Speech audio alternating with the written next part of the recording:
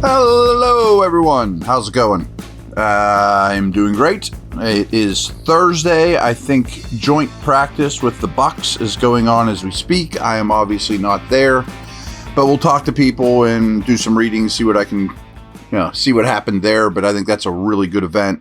I couldn't make it, unfortunately, so I am chatting with you guys and doing our weekly mailbag. A lot of good questions, so let's just dig right in.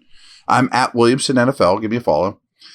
Steven Manos asks, what DBs are making the 43-man roster? I think this is a really interesting conversation. So I think there's only going to be 4 safeties. Thornhill, Chuck Clark, Elliott, Killebrew. Now, that leaves you a little thin because you don't want Killebrew to be on the field. And I think there's a chance they do some big nickel stuff with the top 3 safeties on the field together, maybe throughout the course of the year. Haven't seen much of that. But you'd love to have one more guy with Killebrew not being someone you want to put on the field. But Ramsey can also do safety stuff and will. Killebrew's the best special teamer. He's going to make the team. And the other 3, I think, are pretty safe. But I think you only go 4 there. Corner's really interesting to me, and one of the biggest decisions they're going to have to make is the top 4. Now, you might not think there's a clear top 4. There's a clear top 4. It's Slay, it's Porter, it's Ramsey, and Eccles. Now, I'm not saying Eccles is as good as those other 3, but he is the clear number 4 corner. And I think Eccles is the direct backup to all 3 of those guys. So if any of those 3 goes down, I think Eccles fills their role, maybe to a lesser snap count and whatnot, but he can play the slot. He can do all the above. And I think he's been good. I think they're very happy with that signing. So those 4 are locks. Now, I think there's probably going to be 6 that make the team. Outside chance there's 5, but probably not, especially if you only keep 4 safeties. So I think 6 corners make the team. And that leaves 2 spots open for Beanie, Trice, and Pierre. And those 3 couldn't be any more different. So let's start with Pierre. Pierre's value is he is one of your absolute best special teamers. That has him active on game day. That has him busy. And unlike other years where he has been that situation, I think the chances of Pierre actually seeing the field on defense on game day is much less. We just talked about Eccles would back up all those guys, and that's not what you want. You don't want Pierre on the field on defense. I just want him to be on special teams. So it would probably take 2 injuries for him to actually get to corner. That works in his favor in this instance because special teamer, break if emergency corner. Fine. That's his strengths. And of the 3, I probably give him the leg up of the 3 to make the team. Now, Trice, well, if it comes down to Trice or Bishop, Trice is 6'2" and Bishop's 5'9". That's the short of it, and the tall of it. But Trice could potentially be a starting corner opposite Porter next year if Slay were to move on. His skill set or what he brings to the table is way harder to find than Bishop. He's 6'2". He's an outside corner. But people lost their minds that the Steelers got Trice in the 7th round a couple years ago. Man, 3rd round player or 4th round pick that they got in the 7th. Well, they got him because he couldn't stay on the field in college. And he can't stay on the field now. So this one's hard to comment on. But it comes down to what do your doctors say? Are their doctors saying, this guy's holding on for dear life. I don't think he's ever going to be able to hang on the field. Or he's fine. He just happens to have an injury right now and bad luck. Yeah. Okay. If it's a somewhat favorable medical evaluation, I think you have to keep him over Bishop. And Bishop was fine. I mean, shockingly, Bishop was a starter last year, and you're cutting a starter from last year. Now, he wasn't a great one, and they picked on the slot, and the Steelers gave up a lot of production to slot receivers. But for Bishop to play, he's really your third string nickel. behind Ramsey and Eccles. So how do I get him on the field? I mean, a lot of bad things have to happen. And I guess he can contribute a little on special teams, but nothing close to like the Pierre level. So none of that bodes real well for Beanie for me. So I think Pierre's, I don't want to say a lock, but he's got a good chance.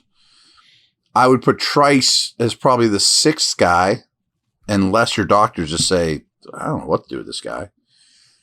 And Beanie is on the outside looking in.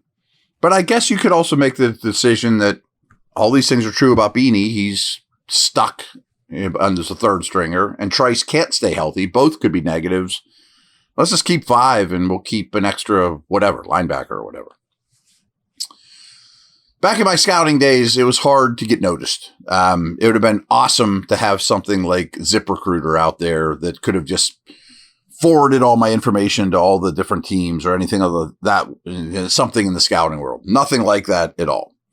Because ZipRecruiter does find amazing candidates for you fast. And right now you can try it for free at ZipRecruiter.com/audio.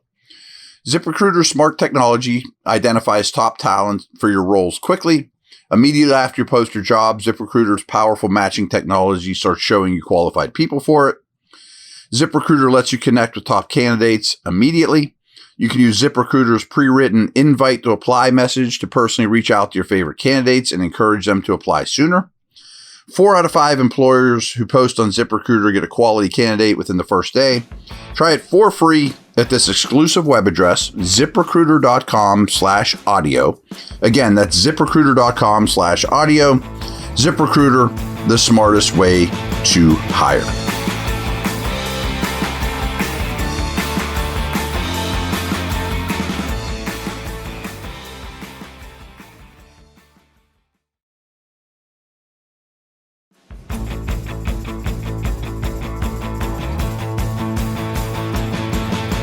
Paul asks, Madden ratings came out and the Steelers don't have a single top 10 player at any position group on offense.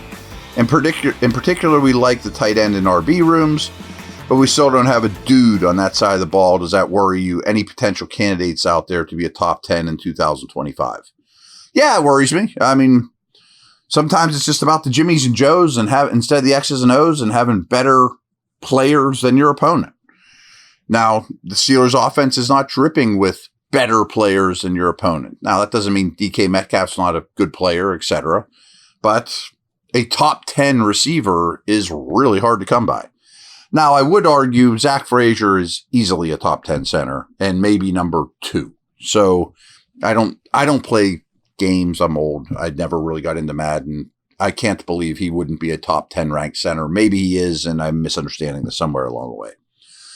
I do think Fautanu will be a top 10 right tackle when this comes out next year, if the ratings are accurate. Could Rodgers sneak back into the top 10? Maybe. That's tough not to crack. But no, I hear you. I don't know if his production will match it, but I do think Freiermuth is a top 10 tight end. I'm not sure that there's 10 tight ends on the planet that if I was starting a team, I'd take over him. Now, I don't think he's special. I don't think he's Kittle or Kelsey or one of those guys, Bowers. But the short answer to your question is, yeah, it worries me. Because other than Frazier, a lot of these guys I'm mentioning are hoping to get in the top 10 at their respective position. So, yeah, another big-time difference maker would be wonderful. And that could be something that is hard to overcome this year, no question. Rick Pernesti asked, another week, no number 2 receiver. With one of 2 teeny tiny guys injured, is there any sense of urgency from the team to find a better option? And several people also asked about Odell Beckham Jr. and those speculations. I'm with you guys. I mean, the thing that I'm stressing most about this, though, to relate to you guys is because of the time of year and where the roster is currently. This is not free agency opens and the draft is still out there. Maybe we'll use a second round pick on it. I think there's only one that you can add. And what I mean by that is if you're going to add one, and I still lean towards they will, you only have one crack at this thing. If you decide to sign Odell or Gabe Davis or Amari Cooper, you're done. If you make a trade, obviously, for someone like McLaurin, you're done. You get one spot on this roster that could tolerate another wideout. So you better make sure it's the right one. Is it, man, Christian Kirk cost us a 5th-round pick and cap space. Let's weigh that versus McLaurin, what he costs us in way more cap space versus Odell or Amari that costs us nothing and just a little bit of cap space. So I do think they'll add one. I don't think urgency is the word that Rich, is in their vocabulary at the moment. I think they're slow playing this. They're weighing all their options over and over, continual talks with teams, continual talks with agents. But I do think there's a very good chance they add somebody to at least compete for the number 2 spot and bump the teeny tiny guys maybe down a rung or at least half a rung. You know what I mean? As for Odell, he did very little in Miami last year before getting injured, which kind of opened the door for Jonnu Smith to go crazy. Didn't do much for the Ravens the year before, and Dale and I used to laugh at the contract the Ravens gave him, thought it was exorbitant. Before that, we saw him on a Super Bowl Rams team, and I thought he was great, to be honest with you. I don't think he'd be super expensive. I'm sure a lot of people are going, I don't want that attitude and pain in the butt on this team. What I understand about Odell is he is a huge personality. He's a big brand, but his teammates love him and he's a hard worker. Now, 2 things here. I don't know if he's any good anymore. There's just really little to go off of. Can he still get open? Is he a good football player? I have no idea anymore. He was awesome, but that was a long time ago. That was like back when AB was ruling the wide receiver worlds with Julio Jones. And he was really, really good with that year with the Rams. But that was 3 years ago now, right? 2 seasons have passed since then. And as for the big personality stuff, if you haven't noticed, that's pretty much all they've added this year are big personalities and big locker room guys and big brands and attitude. And I kind of look at that as a positive. It was the way that they've built Ramsey, Slay, Rodgers, Metcalf. All these dudes are big, even Thornhill. I mean, these guys are all big attitude dudes that bring a little something extra with them, good or bad. And frankly, isn't that Tomlin's biggest strength is dealing with these dudes? Hey, go deal with all these personalities. Go deal with Cam's contract and everybody else, blah, blah, blah. That's what you're here for. That's what your best attributes are. So that part doesn't worry me all that much. I think that's kind of by design. Last thing I got here is from a man, Naz. Who do you think the Steelers will keep a QB3? All signs point to Will Howard. Do you think they could get a trade pick for Skylar Thompson? Here's how I'd phrase that is Skylar Thompson did nothing to excite me in a Steeler uniform until the game this past week. So he had a good game, and that's great. And for him, that's probably enough for him to be an NFL employee this year. One really good preseason game for a backup quarterback goes a long way to having somebody want you to stick around in some capacity as a 2, a 3, a practice squad dude, whatever. But it's not enough for me to keep him over Howard. Or maybe you could massage the system and say, boy, Howard's finger is really bad. We got to put him on IR this year and keep Skylar. That to me, probably, I'd rather just keep the door open for Howard if the season were a disaster and you want him to play the last couple of weeks of the year, or if you're going to rest all your starters and he's going to play week 18, or even just get him back for the last preseason game. They will keep 3. It's really uncommon to keep a 4th on the practice squad, but in this case, maybe I'd consider it with Skylar. The practice squads have gotten so big. But over the course of the week during the season, a fourth quarterback really doesn't have much to do. I mean, he could run some scout team, but that's kind of the third string quarterback's job. 4 quarterbacks on a team during the regular season is very rare. Most teams keep 2 and then maybe a third on the practice squad. Steelers are a 3 quarterback team, but not a 4. As for getting a pick for him, well, I think it's safe to say that he's going to play a lot more preseason snaps going forward, and the ones you saw already were good. If he was extremely strong with his preseason snaps, 3 really good games, maybe some team that runs a similar system would consider trading for him. Or maybe would, even if you cut him, would consider picking him up off waivers so he doesn't even get to your practice squad. But what's hard about that is that probably be pretty darn close to opening day. I know that there's a nice break after the last preseason game until the first opening day, the first regular season game. But still, you got to get a quarterback totally up to speed with your system if you claim him off waivers or trade for him late in the process. And that's just hard on the new team. You know, you're trying to get ready for whoever your week 1 opponent is. You're trying to get your starter ready. Is Skylar Thompson worth all that? Probably not. But I do think he will be, again, an NFL employee. I think he'll be an NFL player this year. Probably on someone else's practice squad when it's all said and done. Getting a pick for him would be tough. Along those lines, I don't know that you could get a pick for Waitman.